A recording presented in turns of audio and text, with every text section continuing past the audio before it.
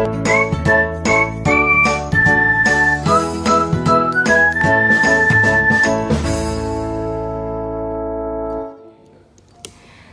selamat siang Ibu. Selamat siang. Terima kasih sudah bersedia kami wawancarai di Talkshow Skalira. Seperti biasa Ibu, tak kenal kata sayang, jadi silahkan Ibu memperkenalkan diri supaya kami dan semeton Skalira yang ada di rumah bisa tahu siapa Ibu yang cantik ini. Oke, terima kasih MC yang luar biasa. Saya pikir anak muda memang beginilah tampilannya, host yang luar biasa. Oke, saya baru pertama kali menginjakkan kaki di sini. Benar, tidak kenal maka tidak sayang. Pertama saya akan perkenalkan diri dulu. Nama saya Aris, panggilan manisnya Aris. Saya Nyoman Aris Suparni. Kebetulan saya ditugaskan di SMK Negeri 3 Denpasar.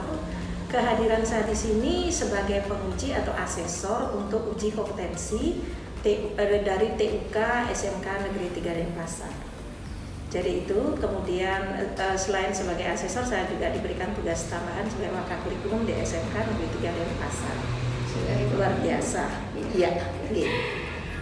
Baik Ibu, jadi hari ini kan hari terakhir untuk penilaian ujian UKK. Jadi pasti banyak pertanyaan dari keluarga besar Skalira tentang ujian yang sudah terlaksanakan ini. Nah, untuk mempersingkat waktu ya Ibu, baik, ini ada beberapa pertanyaan Bu ya, yaitu yang pertama, bagaimana kemampuan anak-anak Skalira khususnya dalam jurusan perhotelan dalam menghadapi UKK ini Bu? Iya, saya sudah cukup pengalaman untuk keliling setiap tahun melihat bagaimana kompetensi siswa ya di berbagai sekolah. Khususnya untuk Skalira ya namanya ya. Oke, luar biasa, jadi cantik sekali namanya Skalira. Pertama kali saya masuk ke sini saya berpikir awal sekolah yang begini baru lahir ya. Saya anggap dibanding dengan sekolah yang lain mungkin cukup muda sih. 7 tahun itu kan usia yang cukup muda. Di awal saya berpikir saya akan ketemu dengan guru-guru yang mungkin pengalamannya muda, anak-anaknya juga muda dan seterusnya. Kemudian setelah kami masuk ke konsep ujian, ternyata anak-anak Skalira khususnya untuk jurusan hospitality ini sudah menunjukkan sebuah kompetensi yang luar biasa. Kenapa saya bisa katakan luar biasa? Ketika saya mencoba untuk menggali seberapa jauh penguasaan kompetensi, kalau bicara kompetensi ada 3 poin ya, Dek ya. Yang pertama tentu skillnya, yang kedua tentu knowledge-nya, yang ketiga tentu attitude atau karakternya. Saya lebih melihat anak-anak di sini punya karakter yang kuat. Selama ini kan kita selalu menyoroti ketika bicara kompetensi itu selalu bicara tentang angka. Wah, harus angkanya besar. Wah, lulus dengan nilai besar. Tetapi kalau angka tidak dibarengi dengan karakter, that is nothing. Itu bukan apa-apa. Karena memang tuntutan sekarang orang-orang yang hebat semuanya dari karakter yang dia miliki. Nah, untuk anak-anak di sini karakternya udah nampak sekali. Kesiapan mental itu salah satu bentuk karakter. Ibu lihat sudah sangat oke. Kemudian keberanian untuk menjawab setiap pertanyaan, setiap masalah, kemudian menggali, menyampaikan ide-ide yang seharusnya disampaikan, itu nyambung gitu.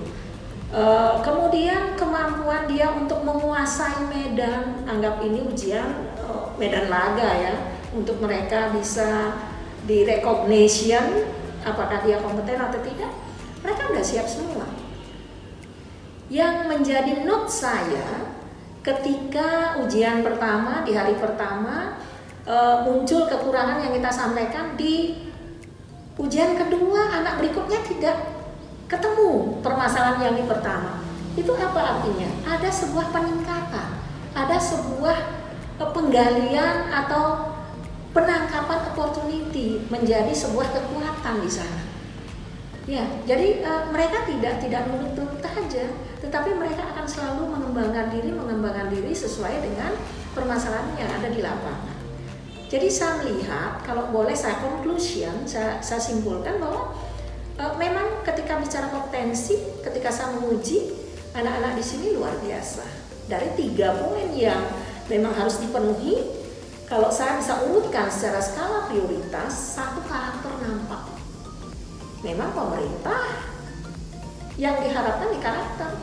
Yang kedua, dari karakter dia memiliki skill yang cukup. Dari skill yang cukup inilah muncul knowledge-nya. Jadi bukan knowledge dulu, kalau dulu kan bicara pengetahuan dulu, teori dulu, baru praktek. Sekarang tidak. Kalau Bu Aris ngeliat, justru dia melakukan, dari melakukan itu muncul knowledge-nya. Nah, paradigma inilah yang menjadi poin lebih dari SMK 5 negara ya. Dari Skalira ini luar biasa. Jadi saya harap anak-anak di sini ke depan bisa terus mengeksplor dirinya, bisa terus mengadvancekan dirinya, karena kita tidak akan bicara sekolah SMK 5 saja. Kamu juga akan bicara Bali. Bagaimana Bali bisa berkiprah di luar sana secara nasional. Karena ending dari semuanya ini adalah bagaimana membuat kalian menjadi anak bangsa yang hebat. Bukan anak bangsa yang memiliki nilai hebat, setelah itu euforia. Yang penting setelah tamat, kalian mau jadi apa? Setelah tamat, ijazah yang kamu bawa laku nggak oleh industri? Itu yang terpenting. Dan Ibu lihat sekali mulai menampakkan kukunya bahwa anak-anak di sini tanggung jawabnya luar biasa dan berani belajar. Itu yang menjadi poin dari catatan saya. Jadi selamat untuk Skalira. The first impression saya datang ke sini, saya disambut dengan sangat profesional. Hawa hospitality ada, jadi pantaslah SMK 5 negara membuka jurusan hospitality. Karena memang darah daging kalau sudah berani mengambil, ya berani untuk bersikap, berlaku. Sikap menjadi culture-nya SMK Negeri 5 negara. Ya. Jadi itu yang bisa saya sampaikan.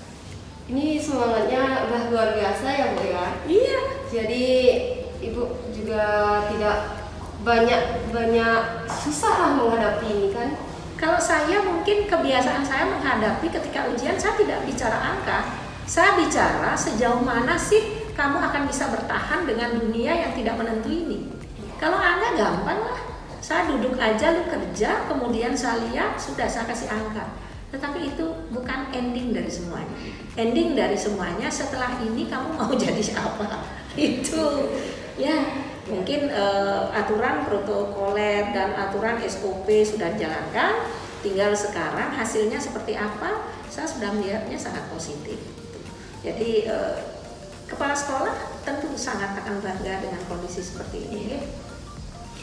Jadi lanjut ya Bu, yang kedua ini, menurut Ibu, apakah kira-kira yang perlu ditingkatkan dari siswa Skalira khususnya jurusan perhotelan dalam mengikuti ujian ini Bu?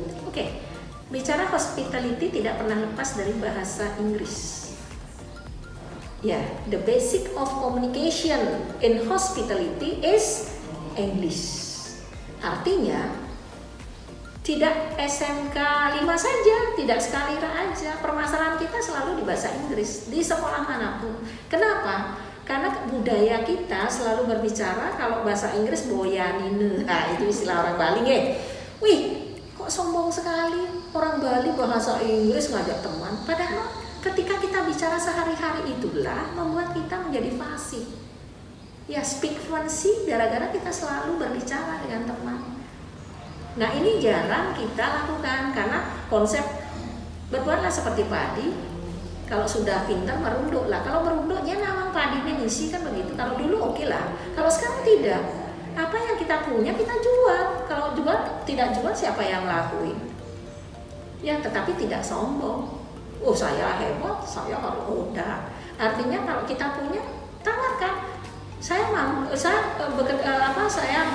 masuk di hospitality ya saya harus berbahasa Inggris paling tidak 1 jam lah sehari.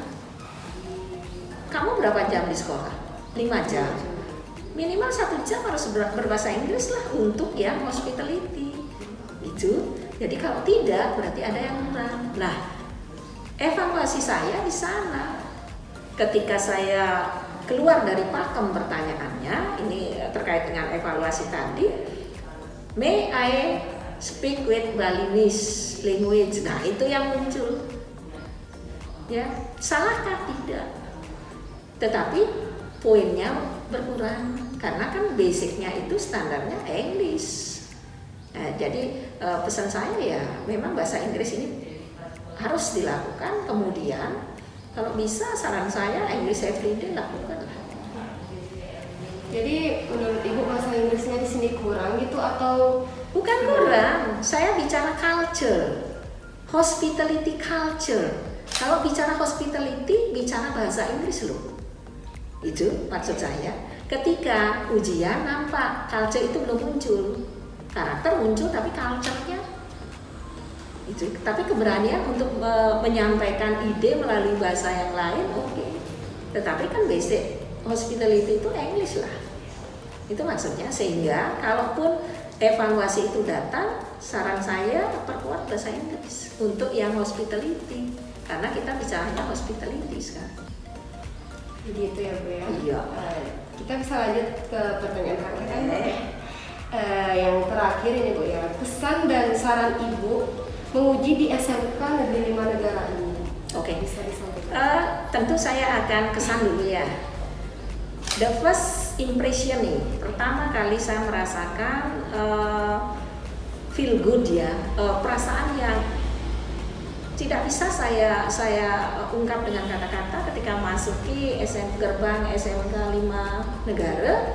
Saya merasakan ada aura positif di sini. Ya, satu, dari mana datangnya? Guru-guru yang nyambut saya ramah tamah. Oh, cocok nih hospitality gitu ya. Itu kesan pertama. Setelah itu service-nya. Teman-teman kami ditempatkan di retreat, Kelapa Retreat. Kemudian kita selalu dikontrol. Jika ibu perlu ini, nah itu kan hospitality. Jadi inilah yang membuat innernya SMK 5 ini ketemu. Oh, cocok di hospitality gitu. Setiap ketemu pasti nyapa. Setiap ada tamu datang, siapapun dia pasti diantar. Kalau hotel kan begitu. Nah, ini sudah ada itu. Itu kesannya. Pesan saya hanya satu, to be continue lah. Jangan puas dengan hari ini. Ke depan masih ada tantangan yang lain, karena waktu ini akan selalu berubah seiring dengan apa sih yang mereka atau dunia inginkan. Kita nggak boleh kaku, oh saya sudah expert di hospitality selesai mas. Oh tidak, hidup ini bergerak, dinamikanya luar biasa. Pesan saya kepada semua sivitas akademika di SMK 5 Negara ini ya begitu. Be your change, harus berubah. Kalau tidak, kamu tergilas oleh perubahan itu. Karena kita tidak tahu hari ini hanya ini yang dibutuhkan, besok udah beda. Hari ini ngepel cukup dengan menggunakan mop, tetapi ketika kita keluar, mop sudah diganti dengan robot. Servis makanan aja sekarang robot cantik-cantik pakai rok mini semua. Terus Ragen udah nggak usah servis ini sampai nanti nggak bisa. Makanya harus develop. Kesan saya itu, kesannya udah tadi.